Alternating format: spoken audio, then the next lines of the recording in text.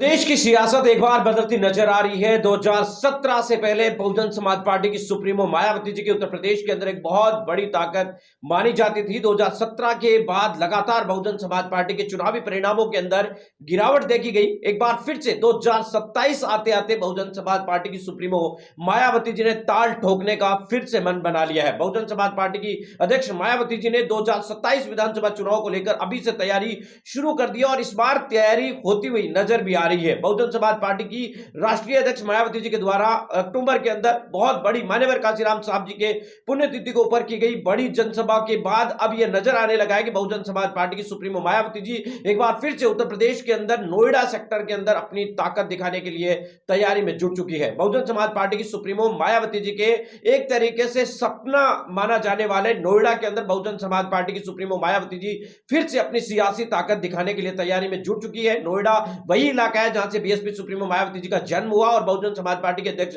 मायावती जी ने इस शहर को बहुत ही खूबसूरती के साथ बसाया था। नोएडा के दलित प्रेरणा केंद्र पर बहुजन समाज पार्टी की सुप्रीमो मायावती जी 6 दिसंबर बाबा साहब डॉक्टर भीमराव अंबेडकर जी के महापरिनिर्वाण दिवस पर एक बहुत ही बड़ी जनसभा आयोजित करने जाने वाली है। अभी तक आपको बता दें कि पार्टी की तरफ से इसको लेकर तैयारियां शुरू कर दी है, हालांकि आधिकारिक ऐलान अभी होना बाकी है। बहुजन समाज पार्टी की सुप्रीमो मायावती जी खुद इसके अंदर मौजूद रह सकती है और कई राज्यों के और साथ ही साथ उत्तर प्रदेश के कई मंडलों के लोग भी इसमें मौजूद रह सकते हैं। राजनीतिक रणनीतिकार बताते हैं कि 2027 को लेकर बहुजन समाज पार्टी की सुप्रीमो मायावती जी काफी ज्यादा तेजी से काम कर रही है। बहुजन समाज पार्टी के अध्यक्ष मायावती जी ने 2027 को लेकर सभी मंडलों के अंदर जाने और वहां पर रात्रि विश्राम करने जैसे कई बड़े कार्यक्रम करने का भी फैसला ले रखा है। 2027 से पहले बहुजन समाज पार्टी एक बार फिर से अपने खोए हुए जनाधार को वापस पार्टी के साथ जोड़ने की कवायद में जुट चुकी है। बहुजन समाज पार्टी के अध्यक्ष मायावती जी ये बात भी जान चुकी है कि समाजवादी पार्टी और भारतीय जनता पार्टी के साथ साथ चंद्रशेखर आजाद भी उनके लिए चुनौती बन रहे हैं, क्योंकि नगीना पश्चिम उत्तर प्रदेश के अंदर नगीना सीट पर चंद्रशेखर आजाद की जीत ने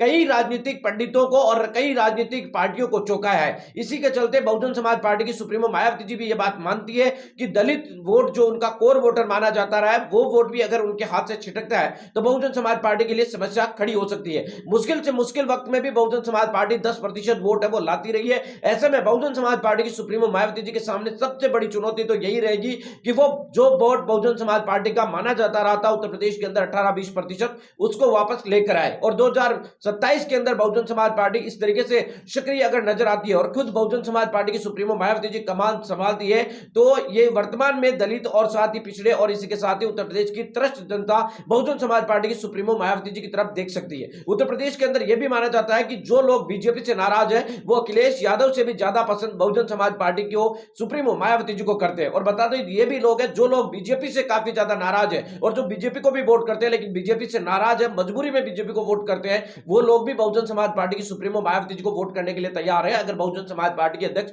मायावती जी सक्रिय हो जाती है। और बहुजन समाज पार्टी के अध्यक्ष मायावती जी ने मान्यवर काशीराम साहब की पुण्यतिथि से शुरू किया गया यह कारवां मुझे लगता है आगामी दिनों में बहुजन समाज पार्टी उत्तर प्रदेश में और ज्यादा बड़े बड़े कार्यक्रम आयोजित कर सकती है। इसी के मद्देनजर राष्ट्रीय दलित प्रेरणा केंद्र माने जाने वाले नोएडा के स्थल पर जहां बहुजन समाज पार्टी की शासनकाल के अंदर यह बना था, वहां पर एक और बड़ा कार्यक्रम करने की तैयारी में बीएसपी जुट चुकी है। बहुजन समाज पार्टी के अध्यक्ष मायावती जी यहां पर पहुंच सकती है और बहुजन समाज पार्टी की तरफ से पुष्पांजलि बाबा साहब डॉक्टर भीमराव अंबेडकर जी को अर्पित करेगी और साथ ही साथ आपको बताने की कोशिश करें तो पार्टी के कार्यकर्ता नेता पदाधिकारियों को भी संबोधित कर सकती है। बिहार के चुनावी नतीजे आने के बाद बहुजन समाज पार्टी के अध्यक्ष मायावती जी पूरी ताकत के साथ मैदान में उतरेगी और अपनी ताल ठोकेगी। राजनीति की इन तमाम खबरों को पाने के लिए आप हमारे चैनल को सब्सक्राइब कर सकते हैं, बेल आइकन दबाना बिल्कुल ना भूलें। एक बार फिर से